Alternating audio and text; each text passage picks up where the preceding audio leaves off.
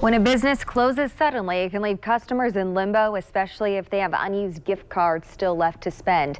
And it happened to an Indianapolis woman when a downtown spa shut down. WRTV Investigates Kara Kenny is looking into what you can do if this happens to you. Studio 2000 Salon and Day Spa has been here on Monument Circle for 30 years. They closed their doors on August 7th, citing downtown violence and COVID-19 concerns. Customers found out about the closing via email, and some still have gift cards left to spend. Lena Wesco has a $200 gift certificate she can't use. My husband got it before COVID because it was in February. So he had got it for Valentine's Day. And so I just thought I had time. And so, because they've been open forever. The email Studio 2000 sent to customers on August 10th, 3 days after the closing, didn't give any alternatives for consumers who still have gift cards or credits at the spa. Why would you send it to me on Monday, the 10th, and you're already closed? You know, maybe they partnered with someone else that, can help. Take their customers or something like that. I would have been happy with that, but they didn't give me any options. She reached out to WRTV Investigates. We contacted the company via email and Facebook, and they referred us to their attorney. I feel like a gift certificate in the grand scheme of everything that's going on in the world is not a big deal, but I mean, it's personal to me. I feel bad for them. They've been there forever. So, I guess that's why I thought I had time. Certainly it frustrates the consumer, right? So the consumer purchases this and they think they're getting a good or a service, and they're not. Scott Barnhart is the director of consumer protection at the Attorney General's office and says it's a good idea, given the COVID-19 climate, to spend gift cards you have as soon as possible. I think it's important to take stock of what you have. If a business closes suddenly, you can see if competitors will honor the gift card. If the company is filing for bankruptcy, file a claim with the bankruptcy court. You could get your money back that way. Keep your gift cards just in case the business reemerges after the pandemic. And Barnhart says you may want to avoid spending a lot on gift certificates at one business. Avoiding those opportunities where you have cards and steering away from that for right now, because I think that this is an issue that's not going to go away. As we get into sort of leaner times, as we get into stress in the economy, there perhaps will be businesses that close and that fold, and you're not necessarily going to know. The Attorney General's office is asking people to file complaints at indianaconsumer.com. They can help mediate disputes and also look for trends so that they can target their efforts. Working for you, Kara Kenny, WRTV. We have not yet heard back from Studio 2000's attorney. And the Indianapolis Department of Public Works says the pedestrian corridors at Broad Ripple Avenue and Mass Ave will reopen to traffic after Labor Day weekend. The streets have been closed to vehicles since May to make room for outdoor dining and to help people social distance while they're walking around.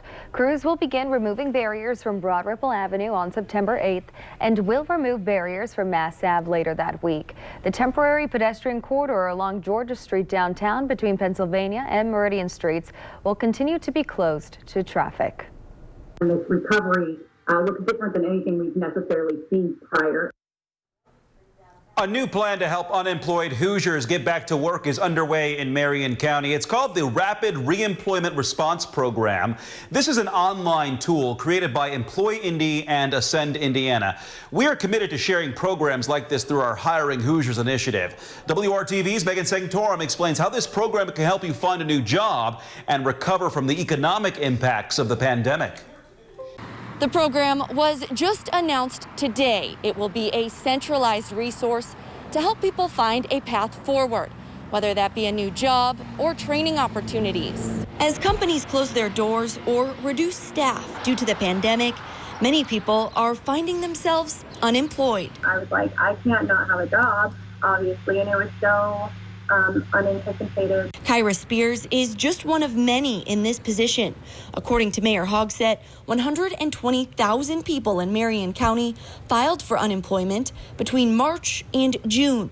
That's 12% of the total population. It is extremely unfortunate and overwhelming and stressful. But now there's a new free online resource to help Spears and others out. This website, run by Employ Indy and Ascend Indiana, will connect job seekers with employers looking to hire in real time. It also has subsidized training opportunities and career coaches. We continue to segment the data around unemployment benefits to understand the populations and industries most disproportionately affected and try to connect those individuals working in that space or previously working in that space where the new opportunities are existent as a result of having this platform. Those who have worked with Employ Indy in the past to find a new job say the knowledge, connections, and resources they offer are invaluable. Teaching, training, or going before me and making those connections, I mean, that made a whale of a difference. Spears says she's already connected with employers through this website, and she has interviews lined up. You're not alone, and just utilize the resources that are given to you. Do not give up. It takes time. Working for you, Megan Sanctorum, WRTV. And we will have a link to the online portal in this story on our website, WRTV.com. We also have plenty of additional resources and stories posted in our Hiring Hoosiers page online. We are finding companies who need new employees even during this pandemic through our Hiring Hoosiers initiative. We're showing you some of those open positions in our job feed. IU Health is hosting a virtual hiring fair for nurses. It began today and goes through Thursday, August 27th. We have a link to register for an interview in this story on hiringhoosiers.com. Indiana Mentor is a home and community-based human services provider. They're seeking direct support professionals. You would provide care and support to individuals with disabilities. Learn more about these jobs and other positions on the Hiring Hoosiers Facebook page and at the job board on hiringhoosiers.com. Doctors say thousands of women in Indiana are at risk after missing their mammogram appointments because of the COVID-19 pandemic. Their urgent message tonight. Another all too short run for the playoffs for the Pacers, unable to come up with a postseason win for the second straight year. So what went wrong this time? Coming up, we'll hear from the blue and gold. Kevin. And a severe storm between Batesville and Brookville sliding slowly to the south. We'll talk about what changes for tomorrow and the weekend coming up.